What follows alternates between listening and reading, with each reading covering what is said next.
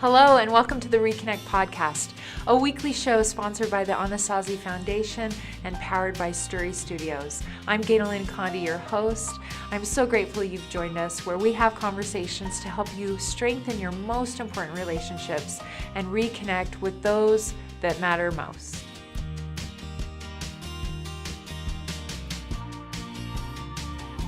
I'm so thrilled today to be back in the Sturry Studio with our guest, Briana Johnson from the LifeBeats project. And at the ReConnect podcast, we really value having conversations around the idea of connection, but really the idea of reconnection. So to connect is to link, to join together, to unite and bind, to communicate. But the idea of having a reconnection means that we've had either a period of time or something that has pulled us away from that connection. And that in this human experience, we are also evolving and always kind of hedging our experience into a connection to then maybe a reconnection because now we've stopped connecting.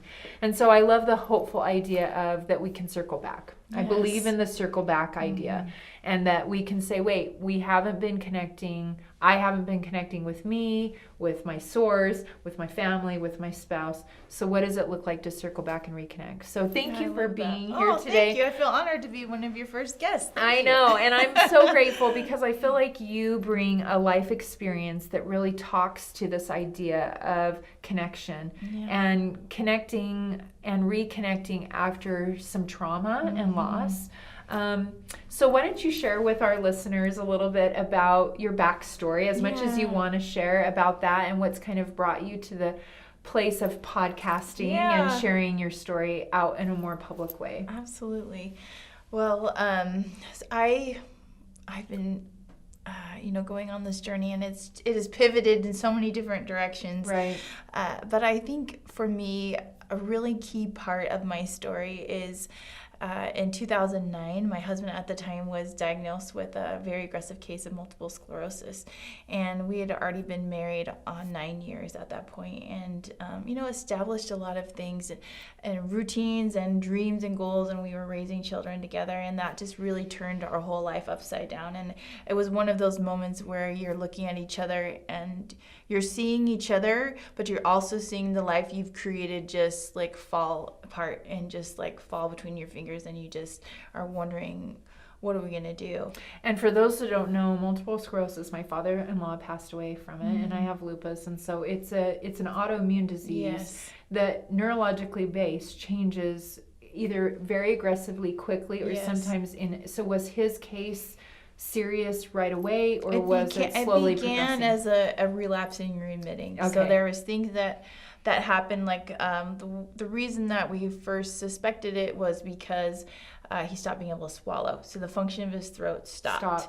And so there sometimes was no it's explanation. Falling, sometimes it's dropping things. Yes. Sometimes it's just like communication. Yeah, there had been previous symptoms that they had tested him for a brain tumor.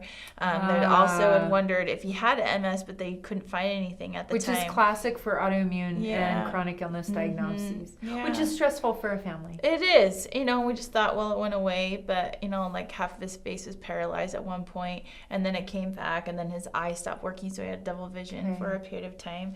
And so, it was just a lot of discovery.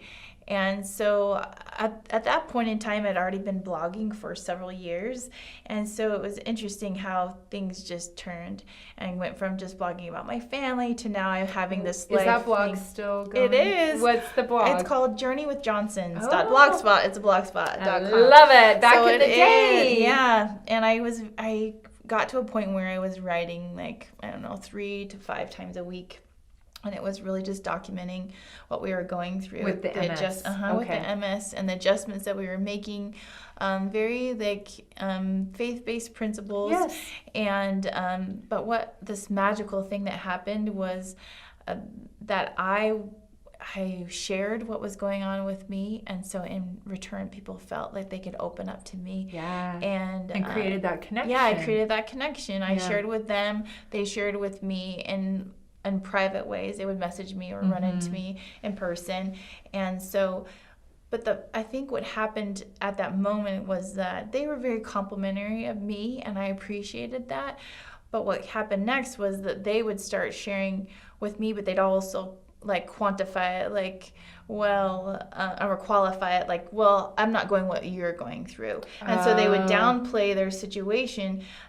But being able to hear them speak, I was just this fire inside me just lit. Like, do you understand how amazing you are? Like, look what you're going through. Isn't that crazy that people can see? I always say, if I could exchange my dirty laundry for yours, I'd keep mine. Yeah. Because it looks like yours is so harder. Yeah. So much harder, Yeah. And so for me, it just like, it started something in me where I just wanted people to see how incredible that they were.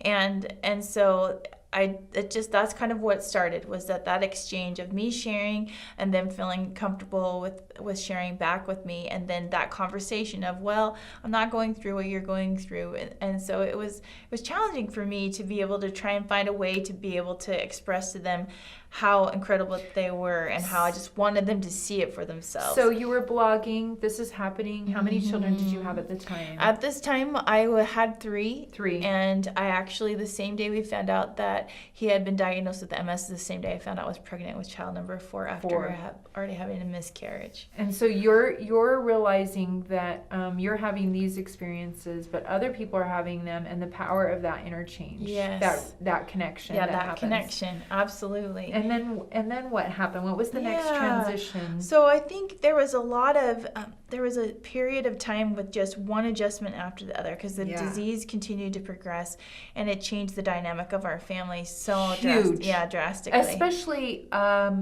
I would just say this in general, traditional terms. If it's the breadwinner, the spouse that is maybe the male and his idea of providing, did that change? Yes, absolutely. And so what did that do? Oh, that was very challenging. Like, just for us to be able to have the communication and understanding that our roles were changing, and we had to communicate that. And that was difficult, especially with the expectations of that he had of what he wanted to do. And he had such a beautiful desire to do all those things that he wanted to do. It was very pure. And so it was hard for him to relinquish, and also hard for him to begin to see me have to take those roles on. And it is really tough. Yeah, I remember my father-in-law watched my mother-in-law go back to work, and he would try to load the dishwasher. That's what he could do. And then he would tie the laundry basket around his waist and try to scoot with that. Yeah. And then it got to the point he would drop the dishes and they would break. And to watch him over those years not be able to mow the lawn and do the things that in his mind traditionally as the husband and provider should be doing. Yeah. That's a very challenging role reversal. It is challenging, and I was grateful for the offerings that I did see from him, and I knew that if he was making an effort, it was his full effort. Yeah. Like, he couldn't do more. In fact, he probably did too much to be able to kind of like prove that he could contribute in any way that he could. And that changed over that period of time. But it also, I feel like it took a toll on your emotion. Marriage. It took a toll on our marriage, but for me, I felt like we could get through anything. Like, we just went through one adjustment after the other, so it was like, well, that's just our pattern. We're just going to keep going that way. We're just going to keep adjusting and keep adjusting. And then what happened? So I think the most challenging part was just the emotional disconnect that came. I feel like which is oftentimes what happens when you're facing a challenge over a chronic period of time. An extended period of time. I mean, I think we can get our boxing gloves on and pull in our big girl pants for a period of time, but when it becomes your new normal, and how does each person in the family start to get their needs met, or to medicate, or to numb, or to cope, or we all do that in a different way. Absolutely. And the disease created a different person. Yes. Like the way that the scars affected the brain and the behavioral things, it just transformed into something different. And I think for me, one of the key ways that I see that we got to a place where he was making a decision whether to stay or leave. There's so many different factors, but I think some of the key things were just this emotional impact. Like, he felt like he couldn't provide the emotional connection that should in his mind should have been there. And it can fracture, especially in a man in a traditional role, fracture their identity. I know my husband went through that when he went through 2 job losses, and it was a gift because he'd watched it happen to his dad with MS, and he had to fight through that because he could see on the other side what he had observed, what he hoped his dad would eventually understand about his worth, that it wasn't just his paycheck, but now when he's the one, it's a different story. So from 2019 to where are we at now? So 2009 and then till 2017. So just like beautiful marriage, just so much beauty and overcoming.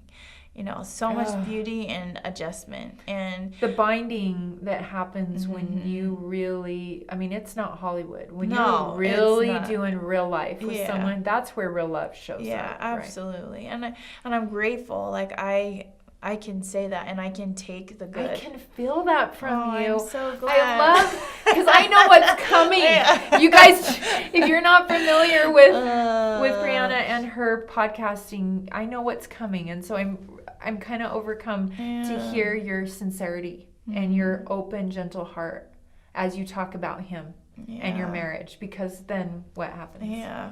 So, like, professionally, things were happening at the same time as he started speaking about leaving. And so it was very interesting because... For you professionally? For me professionally. I had taken over as a provider for the family for, 4 years prior. And I had worked in accounting, which was great, but not my heart. Yeah. And so I knew if I was going to be the provider for the rest of my life, what did I want to do? And so that's when the podcast came, and I used this passion for people of helping them to see the good inside themselves, and I transferred it from a blog platform to the podcast. Which was perfect timing. It was perfect timing. Podcasting was taking off. Yeah, it was taking off, absolutely. And people were still like, what's a podcast at that time? They had no idea. Yeah. And so that grew, and it gave me an opportunity to be able to invest in my future that felt very uncertain. And I felt like that was something that I felt very inspired by God to do, was to be able to create this. And I would have never guessed how things would have turned out. But I felt like at the time... Were you able to provide, not to get too personal? Oh, from that, not yet. Not yet. It was, this is what showing... Because people hear about podcasts. Right. Here at the ReConnect Podcast, we're going to break it down for you. Right. People go, oh, I'll just start a YouTube channel. Oh, I'll just start a podcast. Yes. That's a great way to provide for our family. Yeah. So I just wanted to be authentic. Oh, yeah, absolutely. And podcasting is a great way to provide. It is. But you just have to look at it from a different perspective. Yes. And you may be supplementing for a while. Yeah, absolutely. Yeah. And there is a lot of amazing ways to be able to do that. But at this time, it was work full time, come home, take care of kids, support, and, be there for husband, work on my own business, get maybe 4 or 5 hours of sleep. And this was on repeat for 2+ years. And so... It took a toll. It took a toll for sure, on a lot of different ways. And I know I made a lot of mistakes, like in the way I handled things. This was all so new, and I was trying to do my best to juggle everything. And still follow what I felt like God wanted me to do. And I didn't understand it a lot of days, like...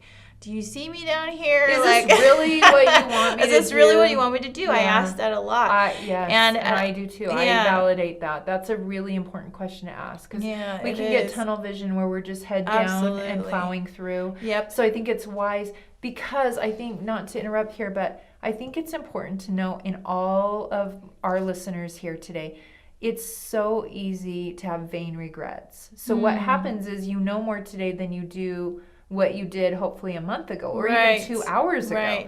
And then, but we judge what we chose 2 hours ago based on what we know today. Yeah, that's such a good point. And it's not going to match. Right. It's just not going to match. Of course you can look back and you can go, did I do the best I could with the information I had at the time? I'm guessing yes, you did. Every day. Well, I appreciate that. But did you mess up? We all do. Yeah, absolutely. Yeah. And I think that's been something that I've been currently working on, and I feel like that's been a message from God, is like, you need to forgive your younger self. Like, you just need to forgive, like you're saying, at the moment I acted out of the best that I could. And so it took a toll on all kinds of things. And I feel like there was a time period of, I don't know, I feel like there was a period of desperation where it's like, what can I do? What can I do to change his mind? Or what can I do to, put us on a different path than he wants to put us on? He came to you and said... Because he came to me and said that, in general, the idea from him was that he couldn't provide what I needed anymore, that there was no sort of emotional connection that was there for anything in his life. And he felt like I would be better off without him, that our kids would be better off without him. He's watching his life diminish. He's watching his personality change. He's concerned about what that's going to continue to look like. He's going through an identity change. Yeah. And the toll of the longevity of this process has started to drain every emotional resource. Absolutely. And in his mind, you're all going to be better without him. Yeah. And you're trying to desperately save your family. Yeah, absolutely. Because in my mind, it's like, well, look what we've accomplished together. Yeah, we've done all this hard stuff. Thing. We're going to fall apart now. Yeah, like that didn't make any sense to me. And so I did whatever that I could.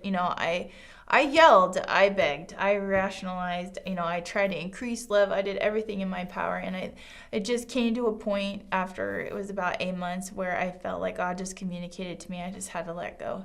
That his decision was going to be his decision to leave. Isn't that the most humble place to be? When God says, no, you don't get to fix this. Yeah. Really? You want me to walk away? Yeah. And it was just more of just I needed to surrender. Stop. Yeah, I had to surrender, and I had to stop fighting him about it. And it was so strange. That moment that happened was surreal. Moment. Yeah. And I just remember like we looking at each other because it happened for me. I don't know how he felt, but I know he could read it on me. And it was just like, oh, so this is I'm what done pushing. Yeah, this is what it is. It's the tug of war, like it's the push-pull, right? And when someone is pushing against you and you're pushing back, that dynamic stays, you engage for a while. Yeah, when you step aside and say, I'm done, that surrender is such a hopeful and helpless feeling all at the same time, right? So true, yeah. And in that moment, did you feel something shift within you that now, instead of trying to circle back with him all the time in connection, and reconnect with him and save, that it was now, you were now in a different phase where you were going to have to now just engage with your kids. And it was definitely a transition period, but I mean, that realization came over a long period of time. Okay. For me, I mean, I had that moment of surrender where I knew that God was going to take care of me, and that's where I needed to rest my awareness and my confidence in him. But what did the day-to-day look like? What the day-to-day looked like was my mom had to come live with me. Yeah. Like I could not take care of myself and my kids. I couldn't do it. And how did that go? Did he move out right away? There was a period of time afterwards where we didn't tell our children because he told our children the day after Christmas. Oh. And so is this a hard time? It hasn't been yet. Okay. But I can imagine. I know for my kids, like my kids are broken. Yeah. And so because for them, they have Christmas time is sight, sound, smells. Yeah. Overlay trauma. So right, they're gonna see a connection. Right. And I just had to be really aware mindful. That, like we just set up part of Christmas yesterday, and I was kind of worried about that.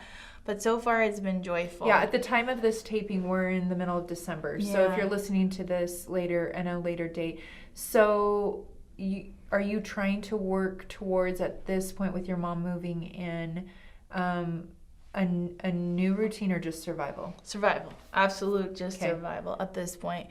Like still battling those moments. Like I'm so grateful. I have a really good friend named Michelle. We've been friends for 20 plus years, and she's just one of those rocks in your life. And I call them my faith friends. Yeah. And so I had previously, during this time of Mike trying to decide, I went to New York City, and she met me there, and it was just like this beautiful weekend of just reconnect. Yeah, reconnect with yourself, with myself, and with a friend that knew me. Yeah, just really knew me. I think the older I get, the more I'm like, I don't need 10. Yeah. I need a good little 4 or 5 there that have seen my story and know it, so that whatever I'm going into, they've been there. Yeah, they have. And so what did you do? What's one takeaway? What did you do to reconnect that weekend? What came alive or reminded you that, wait, I'm Briana, separate from this divorce, my absolutely. kids, this pain? For me, I talk about this a lot. Music is so important to me. So for me, I went to a concert, and that is so freeing Woke for you me. up. Yeah, it was just like, oh yeah, I am alive. You reconnect with that. I think that's such a good takeaway. I want my listeners to know that this reconnect isn't just some abstract concept we named the podcast. Not. It's a for real choice. It is. And I think for me, and I've been working on this for years, but it's been absolutely imperative for me, is that because I did the work to know how I connect, that I can implement it when I needed it the most. Yeah, because sometimes if you're listening to this and you're in the middle of a trauma, your spouse has just said to you, I'm leaving, or you've just been diagnosed, or your kid is struggling with an addiction. You may be scrambling because you don't even remember what you used to do. Right. You don't remember how you could change your mood. Like, there are things that I know if I do this, my mood can be instantly changed towards this. And I've done a lot of work on that. And since then, I've also tried to rediscover, things new ways. New ways, and to be able to not feel guilty for implementing the things that I know. Like, for me, going to a concert, other people that's super frivolous. Yes. Like, that's just like, oh, that's extra, but $40. But it's a life source for you. Yes, it for me makes it you is. Know I am this is me. And I connect to music in a different way than a lot of people do. Like, it's very tangible, it's very emotional. And so that was one thing that I was able to do. It's an absolute. You have to do that. I do. I know, and that sounds weird. Like, I have a vinyl record collection, and I play my vinyl records. I have my music. I mean, Mole and Dan tease me because I'm dancing in the studio. I'm just like... Mole's our behind-the-scenes producer, by the way. So, there are things that, that I know that I will create instant connection for me. And it is a reconnection. And I love it. It's a circling back because your day is also filled now as a single mom with trying to pay the bills, the homework, the laundry. And so there's these touchstones. Other than music, what's another reconnection that you can do? For sure, journaling. That is a huge one for me. When at ReConnect, you're going to hear journaling a lot because it's so free. Yes. Free. Costs nothing. Get a comp book at the dollar store. Yes, exactly. And don't journal to be published. Yeah. I always say journal with the permission to throw it away and burn it if you want. Yeah, I love that. Did you journal that way? Did you journal as in a history of what's going on and your raw emotion? Exactly, both. There's probably less of what it was like. This thing happened. This is what my experience was. Yeah, and just going back to that, what my friend Michelle was sharing with me was that she told me in this time of absolute survival, she's like, get a rock and put it in your pocket, and then when you feel yourself leaving that place of peace or surrender, you just hold on to it, and just physically holding on to that rock in your literally pocket grounds you. It grounds me, and it reminds me of that moment that I had, and that I did that so often, where it was just I could feel myself leaving that space of peace, and so I would. It was a touchstone, literally a touchstone, which is where that word comes from. What a great takeaway for our listeners! Yeah, to take something physical from a moment in time where you were super clear your worth, what you brought to the planet, and who that you were saved, and then keep that with you so that you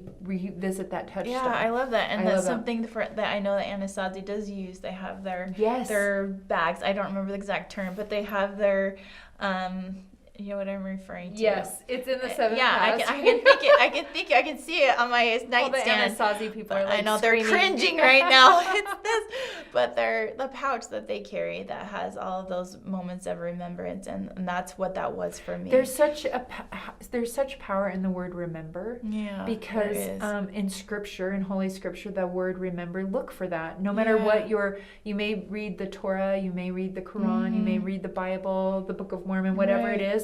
Remembering is important because we don't stay in that space of an Ed Sheeran concert, right? We go forward to paying bills and homework and kids in pain because you've got to put the Christmas tree up. Right, it's so true. So when we remember, then we can keep journeying forward. Yeah, so I love that. So from that process to where you are now. I mean, we're fast forwarding a little bit, but what carried you through for those that are listening that are going through a divorce and they're in that early stage and they're like, yeah, that sounds great, journaling. It's not cutting it. Or maybe they've gone through it and their spouse has already moved on and they're still dealing with the pain. So bad. Because maybe you're taking care of the kids, so you're processing that pain, or they've moved on and they look great and you're not. What advice would you give for staying connected, but maybe now reconnecting with your children or yourself in a way that is more forward thinking? Yeah, well, I think that there's so many. I have like a million thoughts because this has been in my all life. Those places. I've been living this for the last, year of him almost leaving a year, and then the 8 months prior to that, just his trying to process the decision. So this is what I've lived and breathed. And isn't it great? We get her right in the middle of it. It is. Because sometimes you talk to someone 20 years later and they're like, yeah, it was hard. Get a good counselor. Right. What? I don't know what that practically looks like. Yes. I think one of the first things I would say before like other things started happening that I use this word recalibrate, and I had a very important experience with that when I went to Guatemala, but kind of just talking to even the prior to this life-changing experience was giving myself permission, and I received this advice from so many people, but it was scary to do, was that you have to let yourself feel. And you can't be numb as much as you want to have things that will numb you because the pain hurts so bad and you just can't want it to take go it. away. Or you just want to do anything. Yeah. I've talked to people that have gone through the worst divorces from the worst people and they still would have rather gone back because there's this human side of us that wants to numb. And if we're going to talk about reconnecting, you have to feel the feeling. Yeah, you do have to. So scary because we're afraid the feeling's going to take over and destroy us. Like it's consumed. You feel consumed. And I can relate. I've been able to relate to all different kinds of people and situations that I never was able to before because the pain was so intense. Like I looked at the barrier in the freeway and thought I could just be done now. I looked at checking in, like I thought I could understand why someone would check themselves into a mental institute. Like I can understand why people would say I'm done. And I've been in that place, and I never thought that I would, but I'm grateful that I allowed myself to process those emotions and didn't attribute shame to them. That we do put value on feelings sometimes, and when we're wanting to be the happy feelings. We want to be the joyful feeling. Absolutely, because that's who I am. And so I did feel lost. But the flip side of that coin is the pain, right? And the empathy. Is. You do have such a great, I would say one of your superpowers is connection and helping people feel valued and loved and appreciated. Well, what has that come from? That's come from feeling those feelings of pain. Absolutely. So you mentioned Guatemala. Was that work? Was that... I had a beautiful opportunity. I actually, my ex-husband and I were celebrating our 20th anniversary, and I had got time set aside from work to be able to go off, and we were going to go to Hawaii. And so he left 10 days before our anniversary, and Let's just have a moment here. You can't, if you're not watching the video of this, did you gather that? He left right before. Wow. Yeah. Wow. Yeah, it was hard. Very difficult. Very difficult. Yeah. And we had, it was all that I could do to just let's just keep going. We're just going to do it. Let's go to Hawaii for our 20th anniversary. It will be better. Yeah, it's going to be great, And so I had set that aside as time from work, and I was like, I'm still going. I'm going to go, and I'm going to process, and I'm just going to go. And so I was making arrangements for that, and I just thought, if I'm supposed to go, God, I know you're going to lay things out for me. And I was in the process, and my mom was going to help me to be able to go. And just right in that process of before purchasing tickets, a really good friend of mine who I've also known for 20 plus years, he has a nonprofit in Guatemala called Cultiva International. And he was up here visiting and speaking.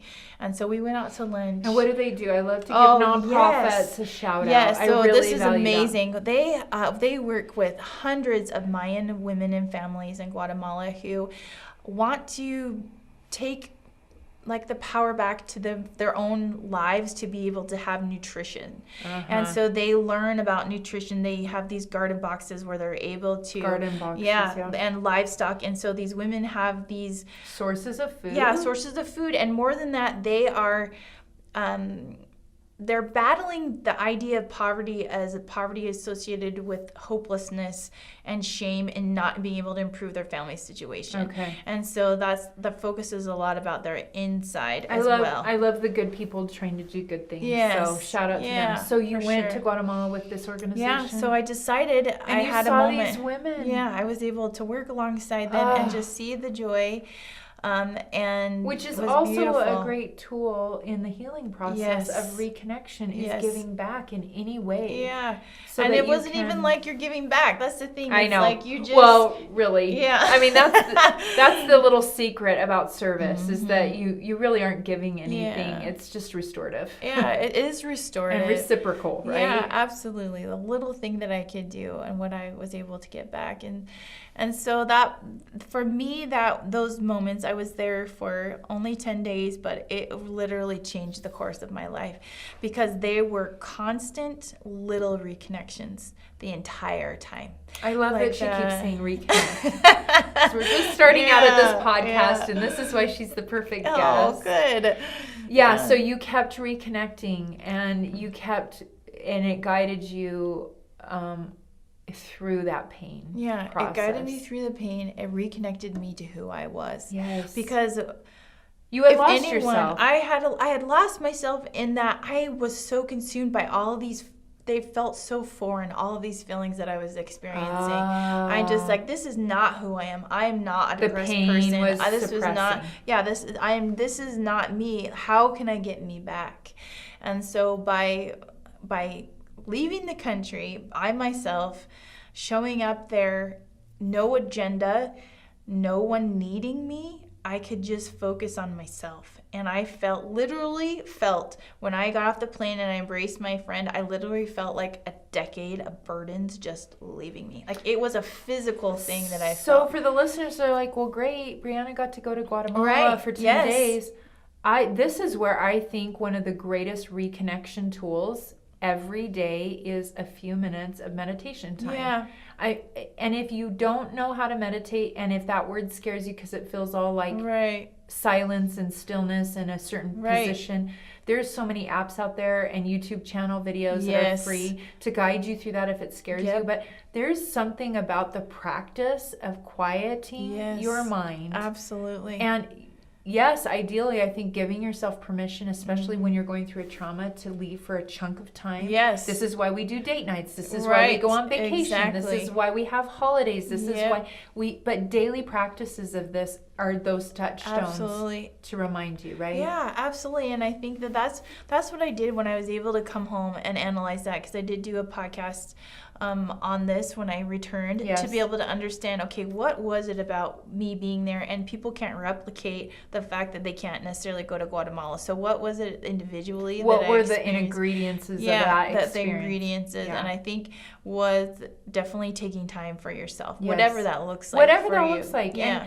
And if you're a caregiver, this is crucial. And you did live that life for a long time. And then as a mother, but if you don't put the oxygen on yourself, right? It's within 5 seconds on the airplane that you will pass out from a change in cabin pressure. Yeah. And then you're literally not coherent to put oxygen on your child. Yep. That is not a cliche. It is not. That is literally what we, using our own agency, should be doing at some level to adjust the cabin pressure in our own lives, right? Yeah, it's so true.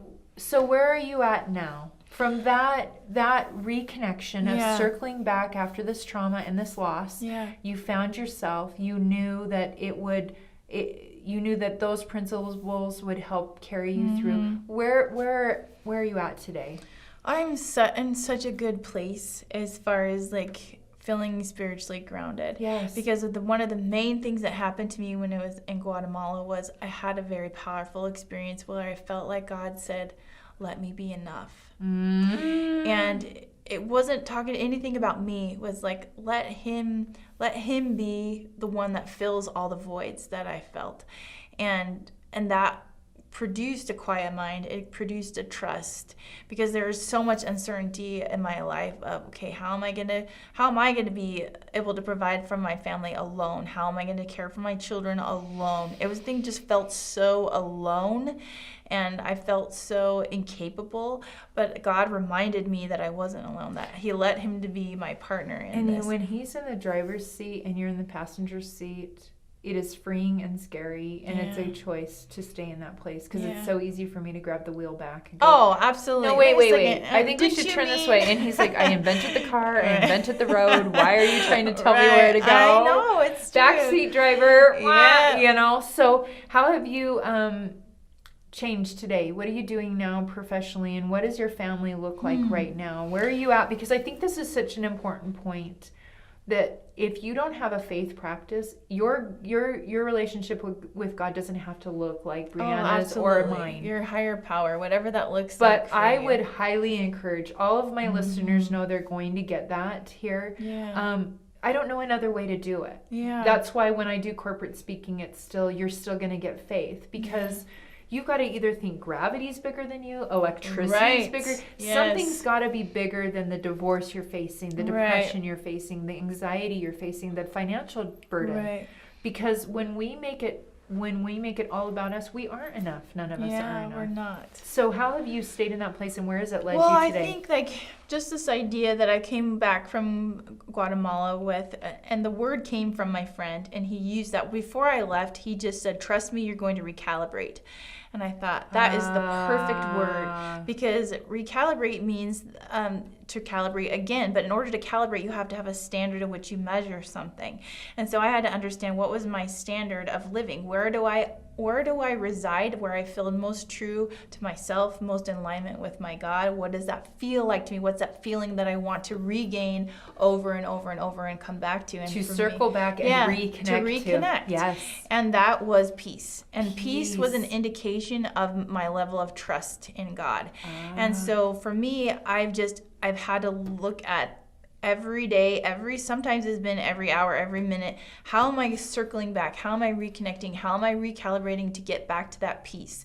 And so I've been able to just be very aware. Awareness has been something very important to me, as well as curious. Like being able to try things out and not feel like I have to be deadbolted to something, but to be curious about it. Is it going to get me to where I want to go? No, it's not. That's okay. I'm going to try something else. Isn't that so freeing to realize? It is so freeing. Listen, so many times people don't walk away from something because they think it means that what they did in the past was wrong. It's not. It's okay to say, this maybe was right for that time. It's not now. Yes. And I love the idea of recalibration and the freedom that you just realize that if it doesn't lead you, it sounds like to me what you're saying, peace is your guiding value, and a value that guides you is like a compass. It's not an arrival on a map. You don't get there, set up camp, and never leave. Oh, you deviate all the time. You're constantly and so you're deviating. saying, Briana, this is not leading you towards your value of peace. And so what do I need to recalibrate, reconnect to, and circle back to? Exactly. And so it's been a practice for me. And there's been periods, there's been hard things that have happened. New hard things. Like mind-blowing, you've got to be kidding me hard things. Yeah, and I don't know if you want to say some of them public, but I would just say, oftentimes we talk about divorce in a very general terms to protect the people involved.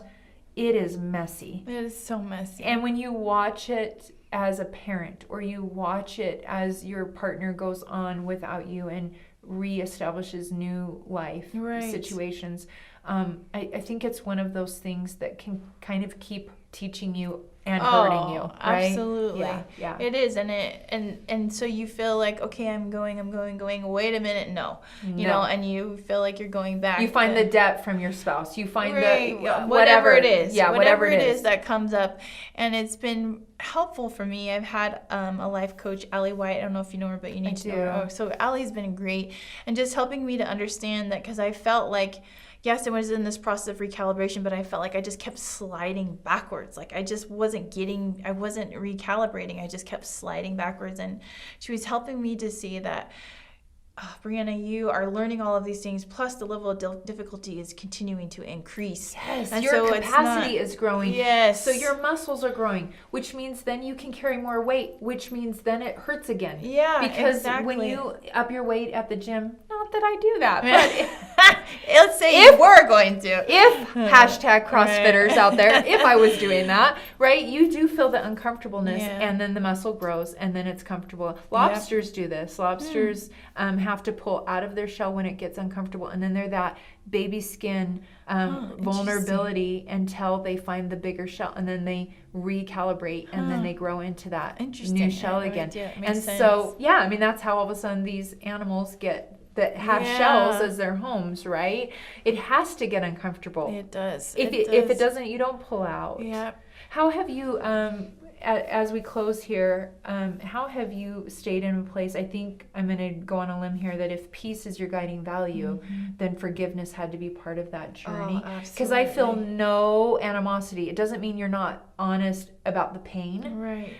But I've come to know bitter or better is some people are able to cultivate right the better of the pain or the bitter of the pain, and you're not. I don't feel that from you. I'm so glad. There's not a bitterness energy about you at all. I appreciate that very much. What is, for our listeners, helped you reconnect to a place of forgiveness? Because I hear you speak about your ex in a way that I can tell you're holding space for them. Oh, I appreciate that. I think a few things, like one of them for me was to be able to accept my past and realize the good that exists and not discredit everything. Yeah, just because it ended differently. Yeah, differently than I had envisioned ever that it would. And so I can hold space for that. How many children? I have 5. 5 kids, single mom of 5, right? Yep. And so I'm able to hold space for that, and that also gives them permission to hold that, in their hearts as well. Another thing was also giving myself permission to move forward. Having really hard conversations with my kids about, you get to love daddy and your love for dad will increase. Mom's has to change, and I have to learn how to change the way that I've loved your dad. I love that, Briana. Yeah. My parents were divorced back in the day. It's much more common now. When I was growing up in the church community, I think that we both share, there wasn't a lot of divorce in our church community, and there is more now. And my tip, I used to contribute to a divorce website, and people would get confused because I haven't been divorced, but my parents were. And I would always say, don't shame your other partner. That is a parent of your child. Yeah. So when you speak ill of your ex in front of your children in any way, those children are half of that person. Yes. And they can't help but think, well, listen, if mom is saying this about dad, then I must be bad. Right. And they'll figure it out. That's the other beautiful thing. My parents never had to tell me why they divorced. Yeah. I figured it all out, right? They do. They're smart. And it preserved me having my own journey with my parents separate from their divorce. So I love that idea in a really practical way that you just shared. Yeah, and I think that's part of it, is that I've had open conversations. I've talked to my kids about dating. I've talked to them about inviting someone else into our life in the future, and what that will take nothing away from their dad. Have you started dating? I have. How's that going? It's been an adventure. Do we want to solicit profiles? Oh my goodness. You must look a little like Ed Sheeran, or at least that's right. Please come serenade me and you may get a date. That's her love language. It is my love language. Music is definitely my love language. Oh, well, I am so grateful, because one thing I do know about you is you exude light. That light comes from a place that knows dark. And that you've taken your journey from MS through divorce to now singlehood and dating, probably, right? To your platforms that enable others to have similar conversations. I know from this conversation today that our listeners will be able to have words around framing some of the feelings they may be having if they're also going through divorce, with their children, with their God, with themselves. So if people want more of you, the great Briana Johnson, and join us. Tell our listeners where they can find you and your greatness. Well, thank you. Well, we have a great community. I call my community change makers and good seekers, because that too has been drawn to this idea of helping people to see the goodness inside of them and being able to be connected through stories. So my podcast is the LifeBeats Project. So if you go anywhere and look for LifeBeats, and on Instagram I'm LifeBeats Project, and on Facebook the LifeBeats Project. Don't you love that name for my listeners, LifeBeats Project? And I love that we're synergistic. I want to promote her podcast because I value, like you said, others that are changing the conversation. Mm-hmm. This is a life or death work for me, and I think for you as well. We're losing way too many people, and we're losing them to various reasons: addiction, divorce, disease. And I think that when we have these kind of conversations, thank you for helping us establish new connections in our own mind and heart around your story, so that as we live our story, it helps us to circle back and reconnect. So thank you so much for joining. You're so welcome. Thank you so much for asking me. And thank you for all of you that have joined us. Please share this podcast. We're so grateful to the Anasazi Foundation for their sponsorship, and for the Sturry Studios for powering this podcast, and for Briana Johnson for joining us today. Remember, you always have permission to circle back and reconnect, so that you can live more joyfully, more authentically, and also more lovingly with those in your life. So thank you for joining us, and we'll have you back here again on the ReConnect podcast. Thank you for listening to the ReConnect Podcast, presented by Anasazi Foundation.